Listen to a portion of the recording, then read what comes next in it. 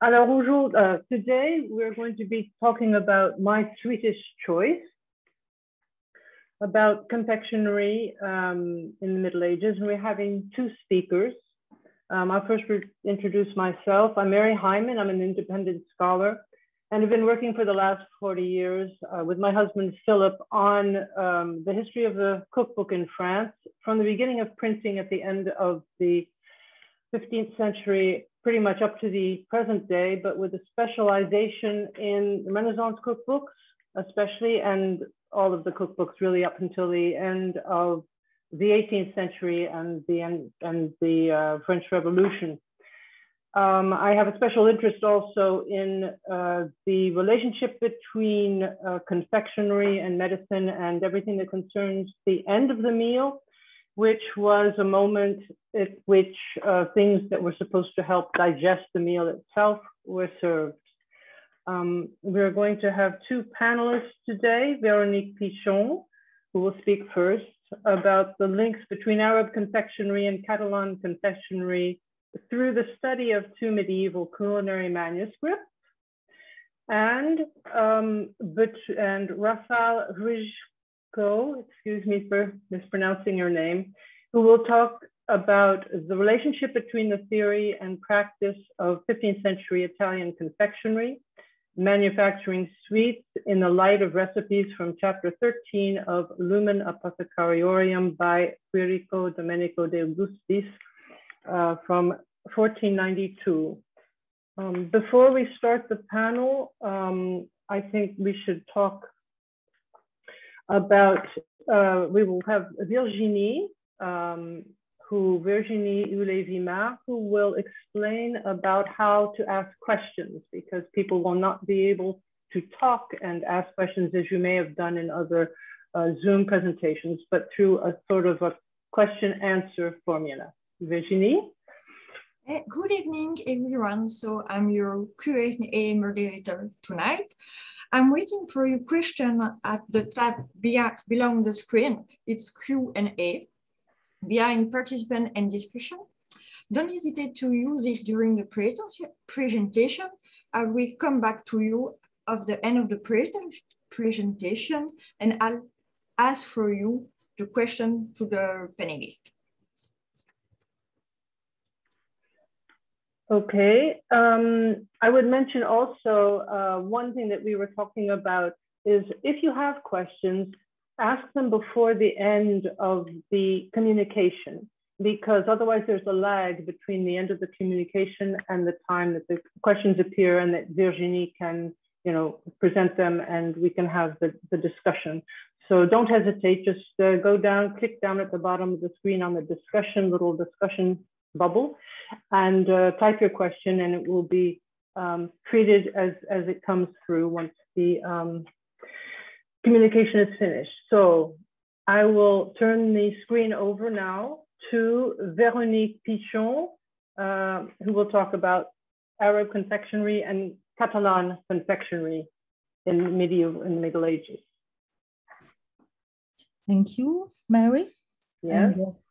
And good afternoon to everybody. And thank you to the organizer to have invited me. I will talk about Catalan and Arab cooking and comparison. Historical studies comparing Arab and Western food are scarce, especially when it comes to sweets. Western and Eastern sweets products have been studied extensively, but hardly any study can be found comparing the two. What is the reason then for this bibliographic deficiency? Study between Arab cuisine and Western cuisine remain rare because it must be admitted that there has been little exchange between these two civilizations, except on the margin and in places conquered for long periods, like in the case of Al-Andalus, which was occupied during more than 7 centuries. If there is an emblematic period for studying confectionery, it is the Middle Ages, since it is the period when sugar was introduced to Europe through the Muslim world. Therefore, the study of the exchange by the means of the confectionery will occupy us today in this conference. In a sense, the question I ask is the following. Was cooking a cultural exchange like any other? And if yes, to which extent? Let's make a brief reminder to locate the historical framework, which should be reminded to non-specialists of the Arab Muslim world.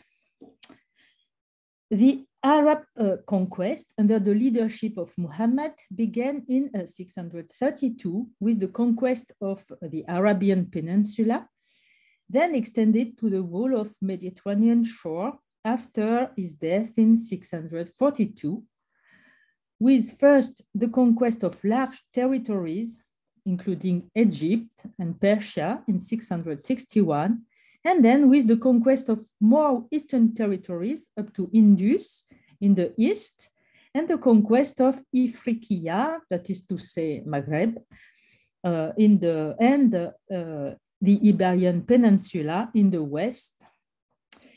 In 711, there was an invasion and creation of the Umayyad Emirate of Al-Andalus, made by a Berber, Tariq ibn Ziyad, through Gibraltar, and later the last descendant of the Umayyad, Abdelrahman I, coming from Damascus, create an independent emirate in 756, and its descendant created the Caliphate of Cordoba in 911, which shined throughout the Mediterranean for 2 centuries until the arrival of 2 very traditionalist dynasties, the Almoravid and then the Almohad, under which there will be continuous intercommunal battles. From the 12th century, the Christians won more and more battles, and the Arab territories were confined to the south and southwest of the peninsula. The struggle will remain constant throughout the phase of the Reconquista, roughly from the 12th to the 15th century. And in 1492, the whole of the Iberian Peninsula was reconquered by the Christian under the aegis of the Catholic Queen Isabel of Castile and the King Ferdinand of Aragon. During this period, cultural exchange remained intense. There were certain freedom granted to Jews and Christians who were integrated in the system of governance of Muslims, especially in the Berber territories. And among this exchange, there are, of course, commercial exchange, but also cultural and technical exchange. The Arab developed new forms of agriculture, in particular irrigation, which allowed the establishment of sugarcane. And we can say that from the 12th century, sugar was largely present in the Iberian region and was extensively used for cooking, unlike the rest of Europe, where it was rare and used almost exclusively as a spice for pharmaceutical purpose.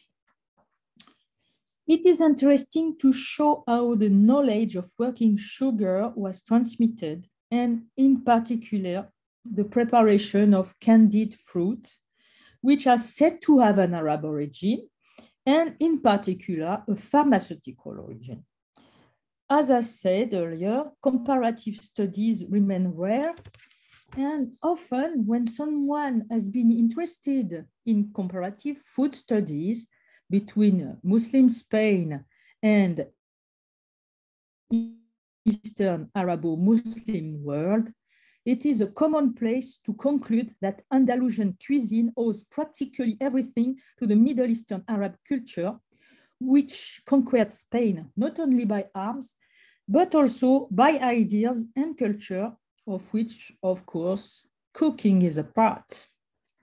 I will try to demonstrate today that this story is not so simple and that the exchanges were perhaps made in the other direction, that is to say, from the Western world to the Eastern world, taking as an example the preparation of sweet fruit preserved with sugar or honey. As my purpose was to do a comparative study, I started working on two cookbooks that I translated. One Westerner, the Libres de Totes Maneres de Confi, which was written in the 14th century by an anonymous author, and which present 33 candid fruit or vegetables or root recipes. And the Kitab al-Wasla, wrote in the 13th century in Alep by Al-Adim, and which contain a collection of over 600 recipes.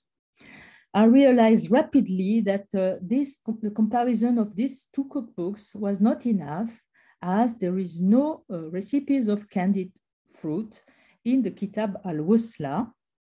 So I expanded my body of source as summarized in this table, with adding 3 other Oriental books and 1 Western book. The Oriental book is the Kitab al-Tabi, is written in Arabic, and is from the 13th century. And the 3 other books from Arabic Orient world were written from the 10th to the 14th century in Baghdad, Cairo, and Alep. Let's start by the etymology of the word confi. This comes from the term confire and derives from the Latin confisere, which means to reduce, to elaborate, to shape, who gave the word confection, confi, and in Catalan language, we find the word confegir, which applies to any cooking with honey, sugar of fruit, vegetables, or root for the preparation, for the purpose of preservation. But this notion is now broadened since we can preserve in fat, or as we will see in the Arabic text, in vinegar with added sugar or not. In the Catalan text, confi exclusively give a paste whose texture is a very compact jam or a paste cut into pieces with elaborated shapes. This piece of candied fruit remains in a very thick syrup, which, as the author specifies several times, form shreds, that is to say, was it had at around 110 degrees. The Arab names are the following: fakihat musakarat, fakihat mutbalurat, which mean first candied fruit or crystallization of fruit. Sometimes you can find this word fakihat al-jelasiyat, but this word jelasiyat is not an Arab word, and it makes me think of the Italian gelati or helado in Spanish, which mean ice or glacé. The name that you find in the cookbooks is murabba, which is better defined in Arabic pharmacology treatise, where we can find for several sweet preparations that correspond to a different texture. From the examination of medical formula proposed by the doctor of the Middle Age, many preparations of different texture, going from hard, solid to liquid with different name, can be found. Preserve of fruits, spice, or flowers are prepared by cooking lightly over a fire with honey or sugar until their water is evaporated. These preserves are indeed nothing other than our current jam, and the term murabba comes from the verb rabba, which means to candy fruit in sugar. However, doctor and the author of pharmacy manuals are careful to differentiate between majun, from the verb agana, which means to knead, and jawarish, a Persian word indicating a stomachache. So what is preserved or candied? I have gathered in this table all the elements which are candied in a form or another in both Oriental and Occidental cookbooks. The first remark concerns the number of fruits and vegetables. Among the Oriental manuals, we see that there is a small number of fruit and especially that the act of candy is systematically accompanied by medical prescription. In other words, jams and confectionery were part of the field of pharmacy. In a second point, we notice that many preparations of candied fruit, the one with little stars, stars contains vinegar, which is never the case in Occidental recipes. This is explained again by the fact that these particular recipes were first developed by doctors and pharmacy for therapeutic purpose. Another point to notice is that there is no medical mention or medical application in the Totes Maneres de Confi, which is conceived as the festive manual. However, in the Anonyme Andalou, there are few confections which have the name of medical paste, as stomachic or electuary, but that chapter of candied fruit in the Anonyme Andalou was added lately and was not a part of the original manuscript. Finally, it is important to underline the diversity of vegetable, fruits, roots, and spices in Totes Maneres de Confi. We can directly take an example of three texts for the same fruit, which is quince. I choose this quince because it is present in every books. So we have here recipes from the Western text and two from the Oriental texts. And then I will compare this text to a medical one on the next slide.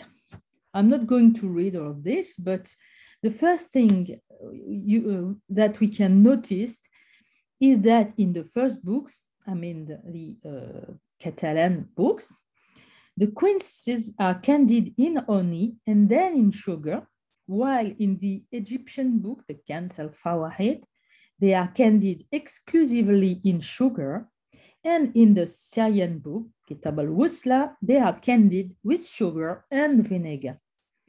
This shows completely different technique at first. In general, in Oriental recipes, there are also spices which are systematically added, which also characterize a more medical use than a festive use. What I wanted to emphasize in making these comparisons is that the recipe for Western books are not copies of Eastern books, and therefore the techniques are original and different from Eastern books. As I said earlier, it is often said that candied fruit were made by copying recipes invented by pharmacists. It is therefore interesting to see how candied fruit for medical use are made and to see if there is a relationship with a medical preparation as found in a pharmaceutical formularies. If you do so, you have to make a selection on the texture, and I have chosen several medical texts that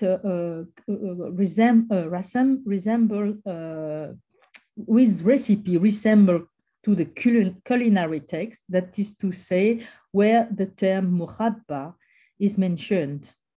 I am a specialist in Arabic pharmacology, so I examine several pharmaceutical texts, including this one from the fairly emblematic Sabur ibn Sal, who was a doctor in Baghdad in 869. And here you have the recipes.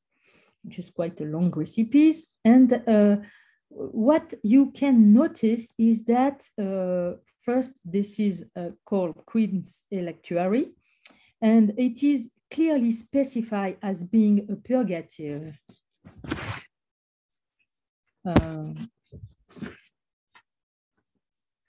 At a first glance, we can see that the objective of preparing candied fruit are different between the West and the East.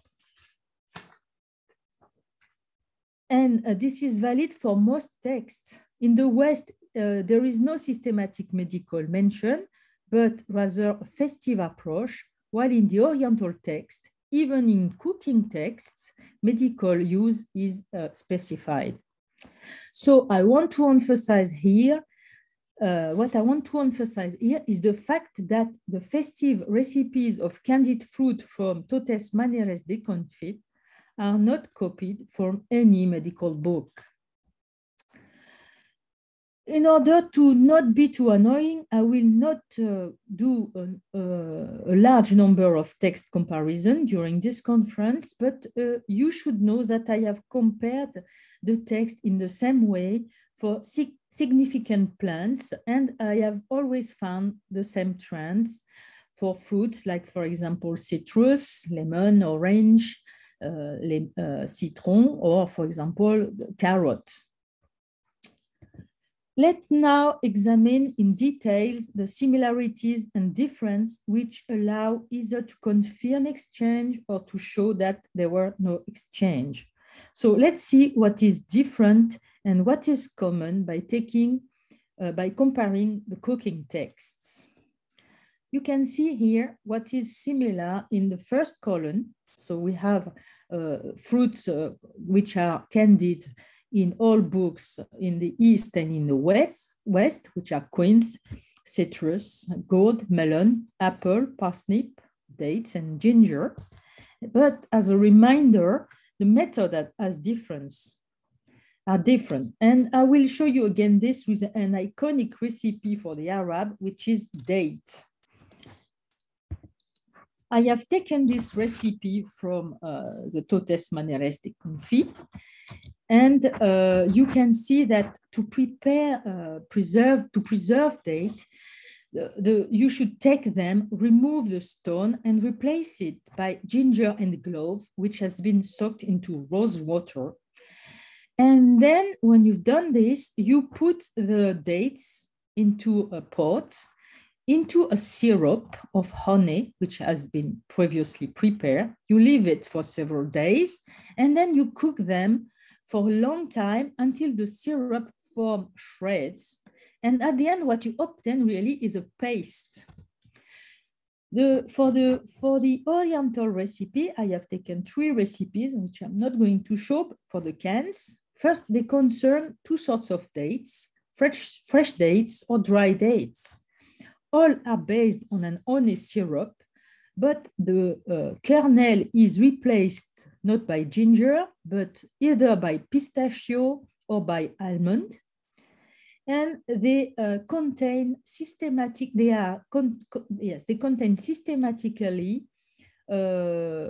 saffron, musk, rosewater, and camphor. And above all, they are not boiled for a long time, and they do not form a paste, and they keep their shapes. What is now different? So the column in the middle is the product exclusively candied in Al-Andalus, whereas the third column are those exclusively candied in the Near East. In an Al-Andalus, you can find what is, I didn't find in the other text, roots, for example, horseradish, sea holly roots. And you can find pear, cherries. What is interesting is, for example, the gourd and the melon. In Al-Andalus, this is the flesh of gourd, which is candied, and the skin of melon, whereas it is the reverse in the Near East. In the Near East, also, you have vinegar confections, which I said don't exist in Al-Andalus, and the spice which are candied are not the same. So let's have a little discussion to show if we think there is a transfer or not a transfer. Analysis of the text show that there are common points. In particular, there is a significant number of plants that are candid in the West and in the East. However, this does not allow to discriminate whether the techniques come from one place or another. It is simply the availability of these plants in the geographical areas considered. In fact, most are present in the East and in the West and are not rare. It seems normal that we try to use the food that are available to us, either for preservation reason or for festive purpose. The analysis of the text brings out notable difference, which seems to prove that Western recipes owe nothing to the Eastern recipe when it comes to cooking. In the Oriental text, we find a marked use of vinegar in the preparation of fruit and vegetables, and source shows that the plants are conserved more or less by a sweet and sour approach, and we do not find this use of vinegar in Western texts. There are, however, similarities to note, notably the use of sugar, both in the East and the West, and also the use of honey. So the question of sweetening elements, honey or sugar, arise. It has often been said that sugar was the prerogative of the East because it was the Arabs who brought sugar to the West. However, sugar is used in both geographical areas because unlike the northern area, sugar is present in the Iberian Peninsula. We have this evidence from texts of agriculture or from history told by travelers. And we know that sugar canes was implemented in Al-Andalus in the 9th century, and that even Al-Andalus and the region of Elvira and Granada produced enough sugar to export it. And also there was extensive sugarcane cultivation in Maghreb. So the lack of sugar is not a valid explanation to explain the use of sugar or honey in the techniques of preserving fruits and vegetables. Let us dwell on the differences, which in my opinion show that there was no direct transmission of Oriental technique in the West with regard to cooking, while this transmission, I must say, seems fairly obvious with regard to preparation of medical purpose. First of all, the techniques are different, and we have been able to see in the West, we systematically use a syrup, which is taken at to 110 degrees, which correspond to what is called the large net, whereas it is not the case in the Oriental text, where one does not mention the need to have a shredded sugar. Second, the use that it is made of candied fruits. The text Totes Maneras de Confi appear as a real text of pleasure recipes. The sweet dimension as a pleasure also appears in other Oriental texts, but mainly in the form of pastry and cake. For example, we find in a text like the Kitab al-Wusla more than 150 recipes using sugar and honey for sweet preparation, but it's cakes and they are based on flour. With regard to sweet confection, we have seen that the main Oriental texts mention very little of it, and it is striking that the emblematic Kitab al-Baghdadi, text of cuisine, does not contain any candied fruit recipe. The Wusla, again, a text written in the same time as the Baghdadi, only offers 11 confection recipes, among which 9 are in vinegar. And the earlier text of Sayyar al-Warak, Kitab al-Tabi, there is also 11 recipes, of candied fruit, but systematically the medical purpose is mentioned. In this sense, the Totes Maneres de Confi is a properly original text which offers recipes that cannot be found anywhere else, and which seems to indicate that the tradition of candied fruit is perfectly established in the Iberian Peninsula, whereas it will be developed only later in the Middle East. So transfer or not transfer? In my opinion, we have here a text which clearly marks an absence of transfer of cooking and which shows its own originality, which can come from Berber roots maybe, since ultimately it was the Berber who occupied Spain and not the Arab, but also text which shows a desire of distinction through cuisine by seeking to distinguish itself from the Muslim enemy by a cuisine that remains specific and original.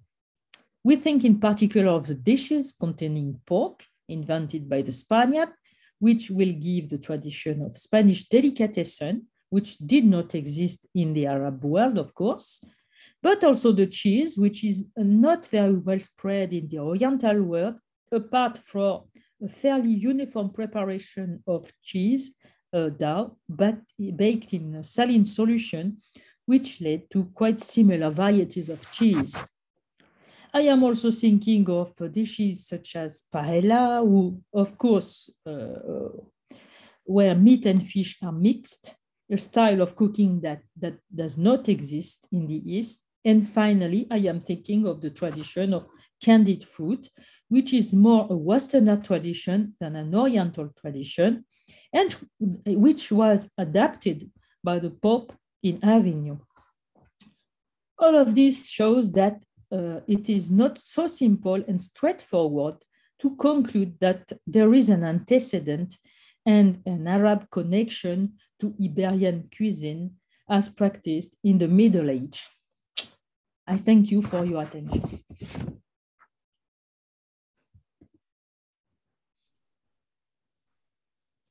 Thank you, Véronique, for this beautiful presentation. I have only one question for you. It's about sugar. Tell you about the export of sugar to which country, in turn to the Muslim world or to Europe? So there was export of sugar through Mediterranean commerce, even to Sicily and also to Greece. And the center of sugar production was Cyprus at one point for the Christian, but sugar was exported also from Spain and Maghreb, even to, for example, Egypt.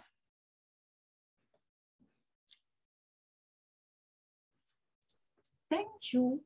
Thank you. Hello, I'm coming back on. I do have a question. You mentioned that there is nothing made in vinegar in your text, in the Totes Confites, and that it is a festive book. Have you run across any other manuscripts that combined things like spiced wines, vinegar pickles or salads with vinegar, and sweet confections, and that are called, for instance, confiture books or so, anything like that in the things that you have studied in the Western world? For the Western world, I have looked at the book of Saint Sauvy for Catalan. And as I said, the anonymous Andalu Kitab al-Tabi. But you have preparation with vinegar, which, for example, you have fish, like which is called escabeche. So you have all this preparation made in vinegar. But I have never come across a recipe which contains vinegar as for a sweet dessert. Or even if you take the anonymous Andalu, then the selection of candied fruit, which is presented. I think it's 22 recipes. They all contain sugar or honey, but never vinegar. So this method of candying fruit with vinegar, I found it exclusively in the Western text, in the Eastern text, mainly, I must say, in the Wusla, which has translated. And you have the Gans al-Fawaid is inspired from the Wusla, so you found the recipe from the Wusla in the Gans of Fawaid as well. But the cans also added fruit and sugar. But this tradition of added vinegar, I didn't find it in the recipe, in the books I looked for. Unfortunately, I have not looked at all the books from the Al-Andalus Christian books. So, yeah, the reason I ask the question is because in the early modern period, we have, in the Renaissance in France, we have books that are called livres de confiture. And what is very interesting is that it has a mixture of things. Some are exactly what you talk about, like in the livre de confit, in other words, fruits or vegetables that are cooked in sugar. And they can be either with the syrup or they can be what we still call today fruits confits, etc. But you also have, they're in the confiture books, you also have things like pickles in vinegar. You can have things, okay. And you even have soaps and perfumes and various things of hygiene. And even in the Ménagerie de Paris, there's a little section, and that's 14th century, a little section called Menus choses qui ne sont de nécessité. And there are things that sort of accompany, in other words, it's not cooking per se, but it is sort of more or less, they can be digestive. It's with honey, most of the things, but you want to have honey or mustard and things like this in these kinds of things. And later, what happens in France is that you find all of these preparations at the end of the meal, because the end of the meal, the third table at Platina, who is, in the 15th century, he mentions the third table, which is the table which is destined to help digest the meal that went before. And all these sweet things were sugar being considered, nevertheless, very clearly medicinal because it is necessary to the apothecary and the medical profession, were all to help digest the sort of heavy and unhealthy, shall we say, meal that went before. And I was wondering if anyone ever mentioned that in the text that you studied. Not particularly, no. No, you have in the Arab text, you have chapters called mukhalalat, which are the vegetables, mainly vegetables. Sometimes there are some fruits which are preserved in vinegar. Sometimes, for example, in lemon you have sugar. But it is in this chapter, let's say that 80% of the recipe you have only vinegar, not vinegar and sugar. What is striking is that the idea that candied fruits come from pharmaceutical. And as you see, I have compiled four formularies, pharmaceutical formularies, and I have never found something where you have a candied fruit in the same as a candied fruit as you find in the Totes Maneres de Confit. So I think that was my point. I mean, it is for me it was obvious that there is a direct link between pharmacies and candied fruit only. I'm talking, and then when you examine the text, there is no connection. The recipes are different. The way of doing them are different. So this really, I found it extraordinary when I was doing my research. I think Virginie has some more questions. And yes, then we will pass on to Rafał. Yes, I have more questions. First one is with the word of escabeche. Alain Ducot asks, is it a word from Arabic or not? No, honestly, I don't know. But I don't know. I don't find the equivalent of this word in escabeche in the Arabic texts. So, for example, in the Wusla, you have the chapter 8. There is over 100 recipes of mughalalat, pickles, and there is not something looking like escabeche. But you have I don't know, escabeche usually is for small fish or for sardines. They are in escabeche. You have also some vegetables, but you have this way of conservation of vinegar in the Arabic texts for little fish, for example. So clearly the technique is the same. I don't know if the question is, because it's the same, it doesn't mean that it comes from an exchange, no. You know, so. I think we should turn the microphone over to Rafał Hryszko, who's going to be talking to us, as a matter of fact, about between the theory and the practice of 15th century Italian confectionery, manufacturing sweets in the light of recipes from chapter 13 of Lumen Apothecariorum de Quirico de Augustis from 1492. Thank you.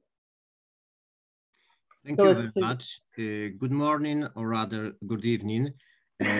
Initially, I want to apologize all participants, but I want to present my paper in English. Initially, and I want to thank you. I want to thank you very much for invitation for this conference. Recipes for sweets play an important role in a better understanding of old confectionery.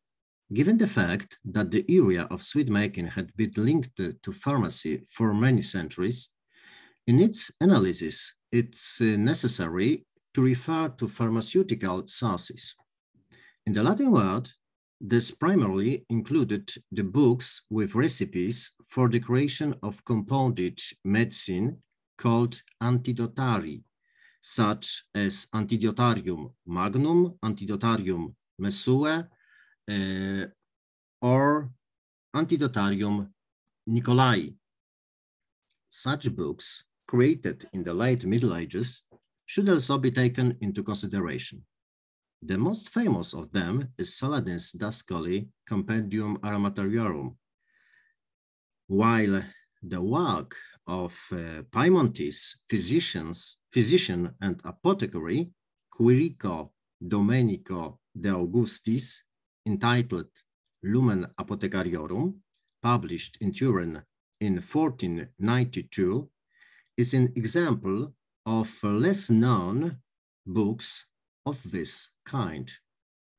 This pharmacopoeia, which was printed many times at the turn of the 16th century and in later centuries, became one of the basic sources of apothecaries' knowledge in the area of manufacturing both medicines and sweets in modern time. The oldest edition of Lumen Apothecariorum comprises a total 17 pages apart from a title page. Like other publication of this type, it begins with an alphabetical list of all the medicines whose recipes are included in the chapters, which is followed by an introduction in which the author explains the motive and circumstances under which his work was written. The main content of the work is presented in 15 chapters, distinctions in Latin. Chapter 13 is entitled De Artificium Zuccari. The data presented in the table allow us to conclude that the recipes collected here can be divided into several groups. The first are directions for the preparation of sweet coated with sugar paste. This are followed by recipes for products with a thick or hard consistency, including directions how to mold sugar paste into a given shape, for example, animals or fruits. The third group consists of short, usually one-sentence instructions for coloring sugar paste into a particular color.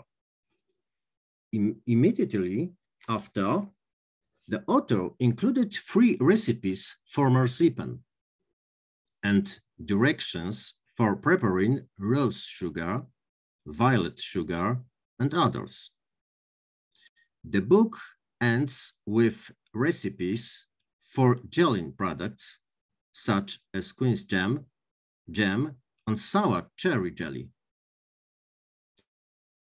In order to show the specificity of Domenico Quirico de Augustis' confectionery practice, I will limit myself to discussing several selected recipes. The first of them is a recipe for musk candies. The second, a recipe for sugar figures. And the third, a recipe for color additives. According to the author's directives, in order to prepare musk candies, first cinnamon and rose water must be added to musk. Then the mixture should be stirred with bare hands and roasted slowly in the cauldron, to which successive layers of sugar paste should be added. This process should be repeated until the consistency of the mixture resembles poppy seed. This is not the end of the recipe, as the author adds his own personal observation here. On one occasion, I myself ordered an inexperienced and diligent apothecary's assistant to make musk lozenges, and I was standing next to him, and he made them quickly and well. But before making them, he had lost the skin of his hand attached to the cauldron, and what little remained was covered with blisters. Moreover, Domenico de Augustis openly stated that this product, as well as other ones, should be prepared in a cauldron, heated with charcoal and not with wood, as fools do. In this context, the above remark seems perfectly understandable, since the use of wood gives embers but does not produce smoke, and thus allow obtaining a higher temperature necessary for heat treatment on various products. The second recipe is for sugar figures. They required finely grated sugar in any quantity and an unspecified amount of egg whites. After being mixed in the 2 ingredients, were to form paste, which should be placed in molds greased with sweet almond oil. The author clearly emphasized that molds used should allow, then when put together, forming the shape of animals or specific fruits. After being removed from the molds, the objects were to be first dried with linen and then painted with color additives. When Domenico de Augustis listed the directives for making the above-mentioned sugar figures, he also observed that it was possible to use gum tragacanth dipped in rose water to create sugar paste, just as it was allowed to use flour to sprinkle the molds so that paste did not stick to them. Another extremely valuable section of the analyzed chapter of Lumen Apothecariorum is a group of 6 short recipes for natural color additives to color sugar paste mold into desired forms. Color additives recommended by Domenico de Augustis are presented in the slide. Red, green, blue or black, yellow, turquoise, and apricot. I won't indicate, for example, that the color of apricot we can obtain with iris flowers or a piece of black leather from which pouches are made.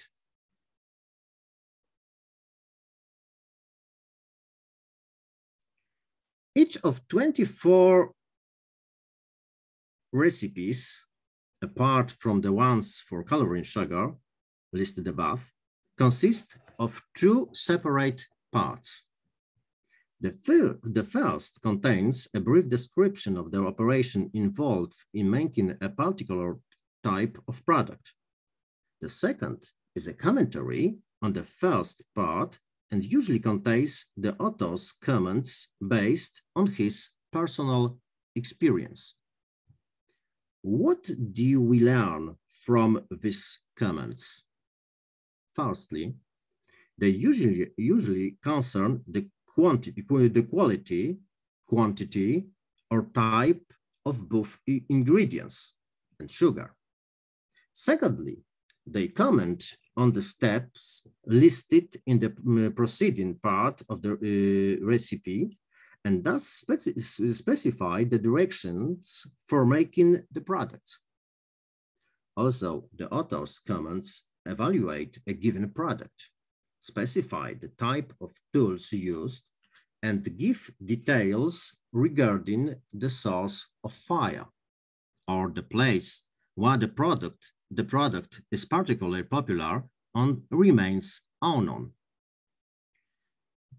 Judging by the information provided in this part of the recipes for sweets, the author reveals himself as an astute observer, an experienced practitioner, and above all, an individual with a critical attitude to the practice followed by speziari while making sweet products. Can these comments lead to the conclusion that he depreciates the oral apothecary tradition concerning sweet making? While in other parts of his work, the author referred to recognized authorities, chapter entitled De Artificium Zuccari, lacks any reference to any other work. Hence, it was necessary to undertake source query. In the basis of them, we can conclude that individual recipes may have been inspired by sources listed above. We can see here both the influence of the tradition of older apothecary sources, such as Antidotarium Messuae, especially, or Antidotarium Nicolai, and the possible impact of more recent works, for example, thus written immediately before the author's birth. The latter certainly include the work of the famous northern Italian physician Antonio Guarneri, entitled De Febribus. This work was written around 1434 and was first printed in the 17th of the 15th century. As demonstrated by a German researcher, Hugo Wolf, one of the recipes for marzipan was taken from this work. However, a thorough analysis of the content of Guarneri's work allows us to point to further sources of Domenico de Augustis' inspiration. Such is the case with recipes, for example, for Manus Christi Perlatum. Having answered the question regarding the author's probable sources of inspiration, it is worth focusing on the issue of a possible impact of chapter of Lumen Apothecariorum devoted to sweet confectionery. 4 years after the work of Domenico de Augustis was printed in Turin, a work written by apothecary from Bergamo, Paolo Suardo, entitled Thesaurus Aromatariorum, was published in Milan. In this work, its author copied the work of Piemontese apothecary and physician, including the chapter the Artificio Zuccari, almost in extenso. After comparing both works, I noticed that Paolo Suardo made only minor changes in terminology. For example, he changed the term apothecarius for aromatarius, or used several synonyms of the words used by Domenico de Augustis. However, these changes are so insignificant, the correction made by Paolo Suardo are de facto cosmetic, that in fact, this work is a compilation typical of the Middle Ages, which today we would call plagiarism. At this point, it is worth emphasizing that both the work of Domenico de Augustis and the work of Paolo Suardo had many additions. The influence of Lumen Apothecariorum on Thesaurus Aromatariorum is direct and comprehensive to such an extent that the search for further areas of influence of the former is extremely difficult, because the authors of subsequent compilations created in the 16th century may have been inspired both by chapter taken directly from the work of Domenico de Augustis and by its version from Paolo Suardo's Thesaurus Aromatariorum. Bearing this in mind, I will limit myself to presenting possible directions. As far as the works from the 6th century are concerned, the one which contains slightly modified recipes for sweets copied from chapter 13th of Domenico Augustis' Lumen Apothecariorum is the Silva Rerum of that period, namely Segreti del Reverendo Dono Alessio Piemontese. It was printed in Italian for the first time in 1555, and text translated into several European languages, including Polish, in 1568 by Marcin Siennik. The possible scale of this influence can be mentioned by comparison selected recipes. Both the typology of sweets, the quantities of ingredients, and the steps to be taken clearly indicate that a possible source of inspiration for this compilation of Alessio Pedemontano was chapter 13 of Lumen Apothecariorum, either directly or via Paulo Suardo's versions. The above considerations lead to the conclusions which can be summarized in the following points. First, the first person to distinguish the field of confectionery production was Domenico Quirico de Augustis, who did it in his work entitled Lumen Apothecariorum, and not Paulo Suardo in his Thesaurus Apothecariorum. Domenico de Augustis listed the recipes for each type of sweets in a separate chapter, which he entitled De Artificio Zuccari. Second, in this part of his pharmacopoeia, he included directions regarding only sugar products whose recipes were known and used by Italian speziari.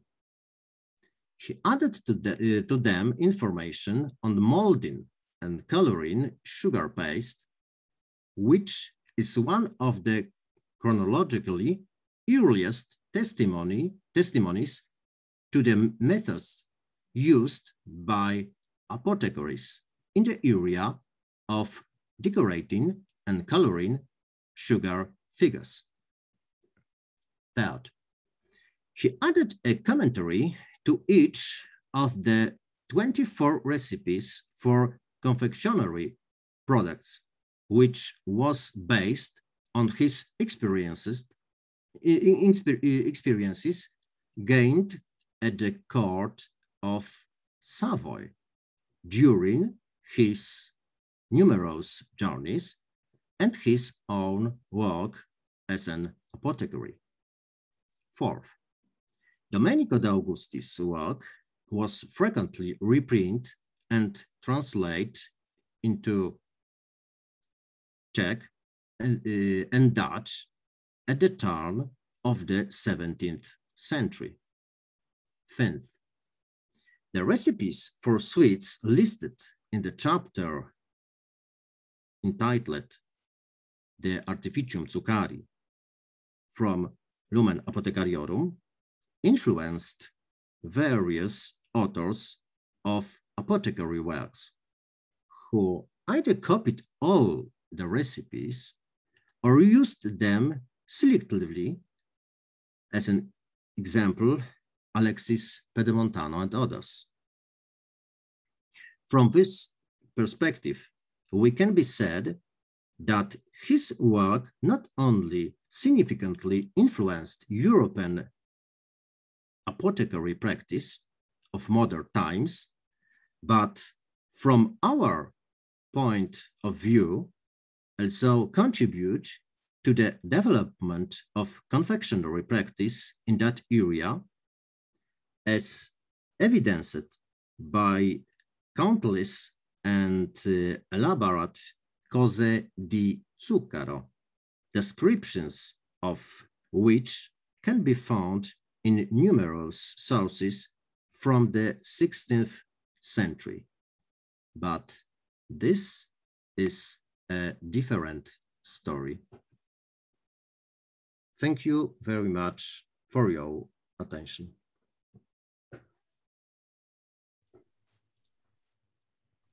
Thank you so much for this very interesting presentation. And I'm happy to say that for the moment, we don't have question for you. So maybe Mary, did you have some question? Yes, it's very interesting. I mean, the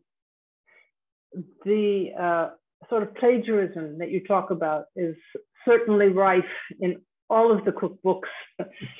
Certainly that I've ever seen. I mean, it's people are constantly borrowing, you know, entre guillemets, quote, from each other, and certainly in the cookbooks of the 16th century, I mean, they would even go so far as to either present one text as another by changing a title page, so that you think you're getting one book, but in fact it's the text of another. I mean, going really very, very far.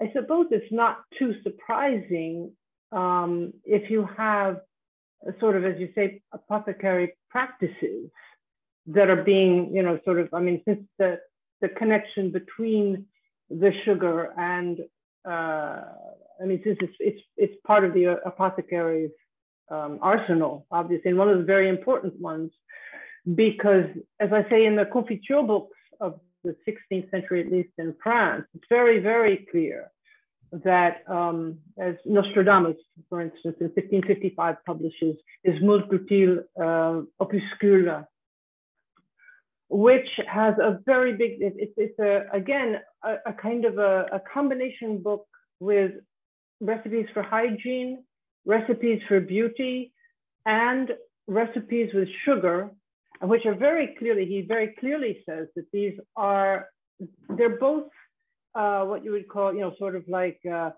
know, sweets, I mean, pleasant sweets that one eats for the pleasure, but also, I mean, he has, for instance, recipes for against the plague, for medicines against the plague. And I remember one of them has like 28 ingredients, of which 14 are sugar-based things. I mean, you know, various fruits or vegetables or seeds or all kinds of things that are made with sugar, so that the role of sugar in medicine is very clear. And even later in the 17th century, one of the books by, I think his name is Phileas Guibert, The Médecin Charitable. It was therefore a sort of a popularized medical book, said that the wonderful thing about confiture, what he called confiture, and especially, you know, the preparations with sweets like that, is that you bring yourself pleasure and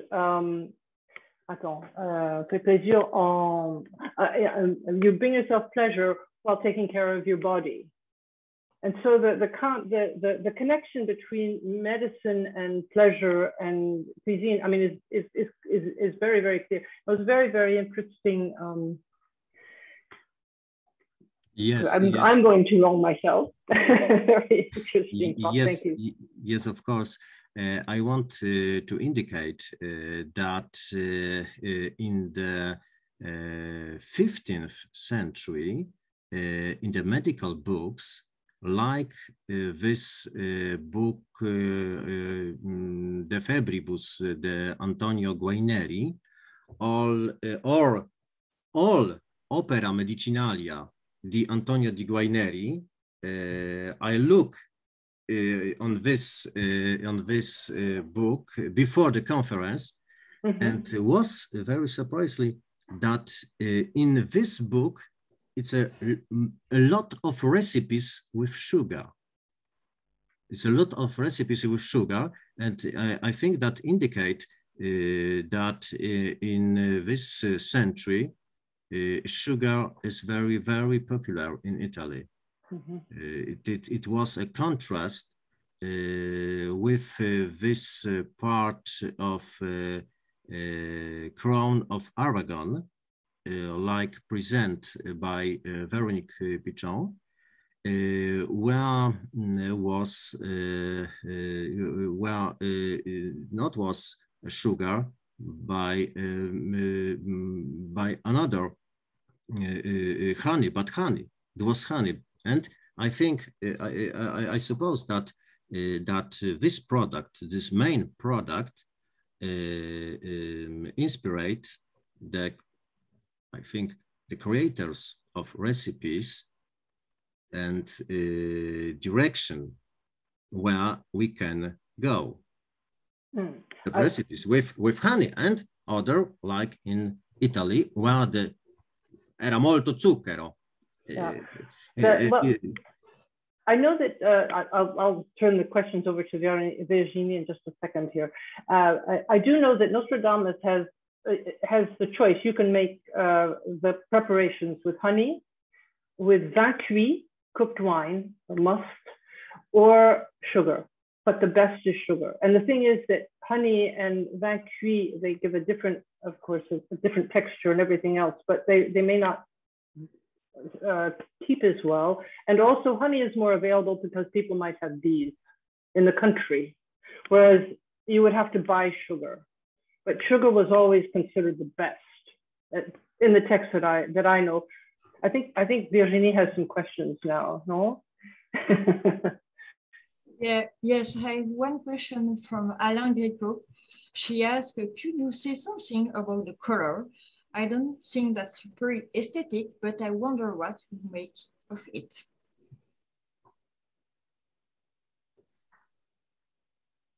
But the colors, the colors, yeah. The colors, yes, yeah. Yes, of course, yes, of course. But I think it's very difficult to indicate why this color was placed in this book, because in the medieval tradition we have different colors. In internet, I found a treatise from 15th century about colors for painters, and we have a lot of ingredients of colorizing substance, but I think it not was for it.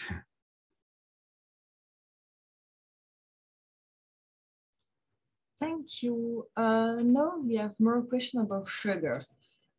First one, have you shown this technique of sugar cooking in a Renaissance manuscript? Did you ever deepen the topic of manuscript tea? In the tradition of production of technology of sugar, we have 3 degrees of cooking sugar. And one of them, the 3rd degree, was Manus Christi. It depends on degree of boiled, of drying sugar. And I think that tradition, medieval tradition, was translated into Renaissance manuscript, Renaissance sources. If I can mention, of course, sugar goes through many stages. And so depending on how much it is cooked, it will give a completely different result.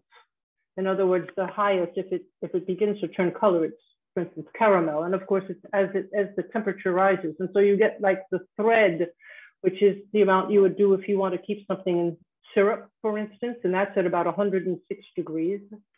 And then you get, I know what they call the cassé and the boule, the cassé, the grand cassé, and it sort of depends a bit. If you drop a bit of sugar into the water, you get these different things. And the amount that it's cooked depends an awful lot on the result that you're going to get at the end. So what sort of texture you're going to get, or etc. And so it's a very scientific sort of thing. And I know that contrary to cookbooks in France, and I'm a specialist in France, which had very few instructions, very few cooking times, very few measurements, very few anything except a kind of list of ingredients. Confectionery books, and I would say this also for pastry, are always very precise in the cooking methods and how long, how hot, how much, and everything like this, because otherwise it would be totally ruined if you don't know what you're doing. And as a matter of fact, Nostradamus himself says, of course, you can have the apothecary prepare, if you have fruit trees and plants and things like this, you can have the apothecary come and make your various preparations, your jams, your jellies, your fruit confit, and a lot of different things, because that's what the apothecary does. He says, but unfortunately, sometimes he sends his apprentice who thinks that he knows a lot and knows almost nothing, and goes and ruins everything, and it burns the result, and you have to throw everything away. So I'm writing this book so that you can make your own confectionery yourself, which is very, very interesting, just from a sort of practical point of view. Yeah. I have other question about practical sugar confectionery. Does the book mention something more about the sugar mold firm? Did you have some information about the mold for the sugar? And did you see any connection with contemporary sugar culture?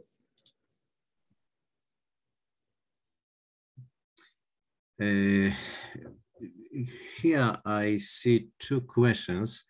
In this chapter, in the final part, there are indication for use molds for jelly.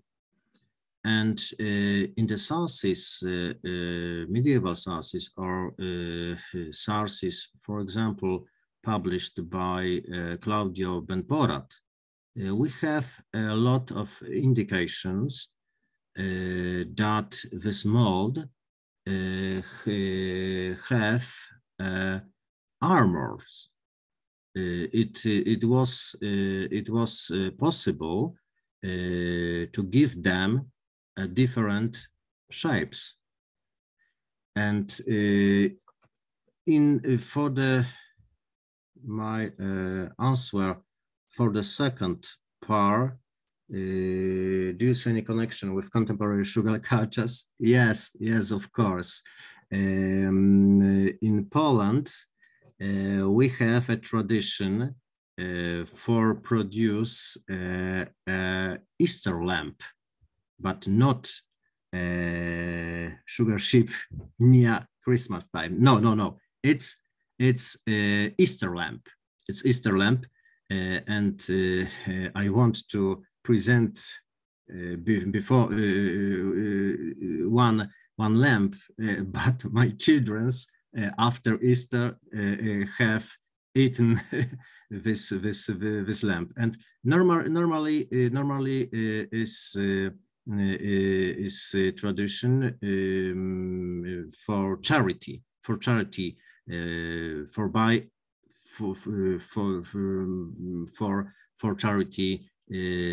the churches, we can buy it for giving the money for charity. Thank you.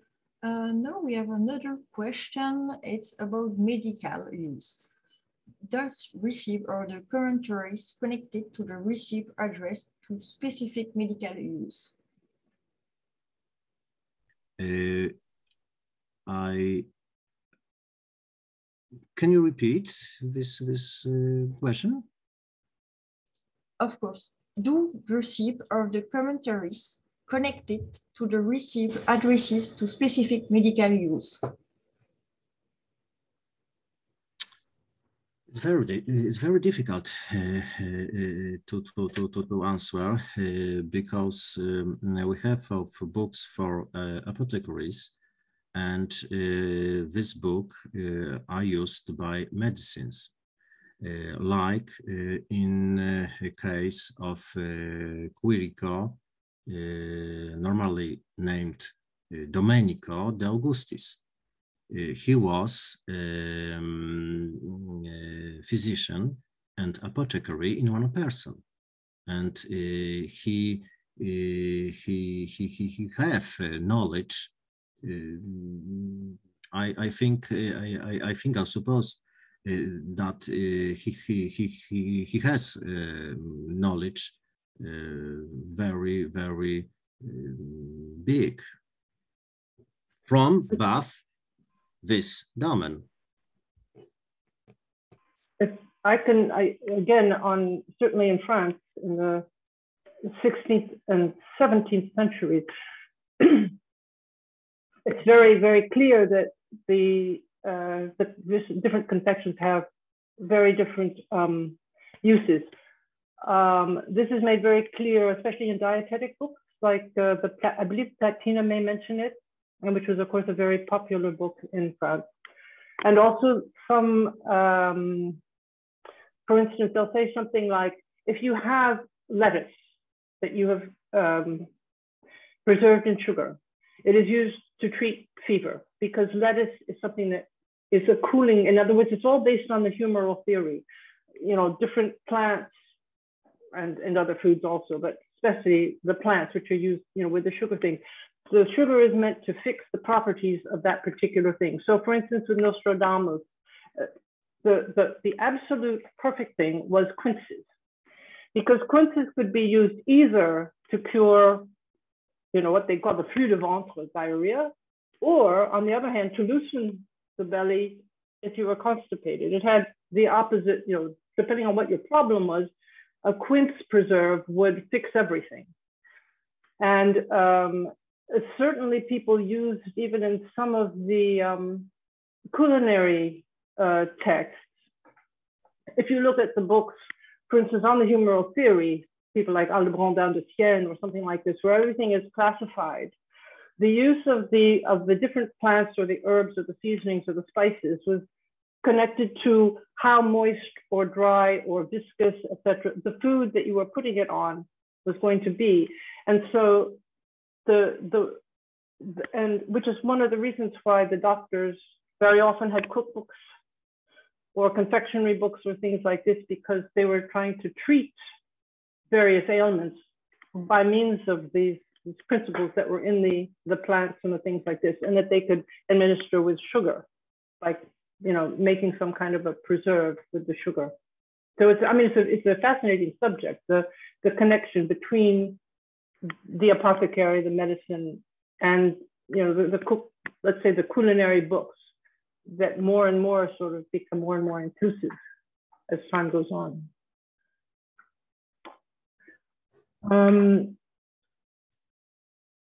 I think we have only a few minutes now before the end of the session. You remember that I believe starting today or tomorrow, certainly, both of these communications are going to be on the YouTube CoReMA, the CoReMA YouTube channel. You go to your YouTube and simply type CoReMA, and you will find the various talks that have already been given. And I think this has been a very interesting session, and hope that all of you have enjoyed it as much as I have. Certainly, it's been very instructive. And we hope, I'm sure, to see many of you for the coming sessions in the coming days. I will remind you that tomorrow, the subject will be Cooking with the Digital Humanities at 10 o'clock, with Denise Aldesi talking about middle-age cooking recipes through the prism of digital humanities. Christian Steiner working with linked open data and medieval cooking recipes. and examples from the CoReMA project, and a slam by Julia Eibinger, annotating cooking recipes with the CoReMA semantic model. And in the evening, we're going to have a session, Markets and Mediators, Food and Cooking Outside the World of Cookbooks, with Merit Hondeling, named Grüne Kruiden, Take Green Herbs, an archaeobotanical perspective on vegetal ingredients bought, prepared, and consumed in the city of Delft between 1600 and 1800, and Ryan Wibbs, Jean Expert et Non Suspect, Recipe Transmission in the World of Professional Parisian Cooks, Charcutiers, and Caterers from 1475 to 1599. Thank you very much, and have a good evening.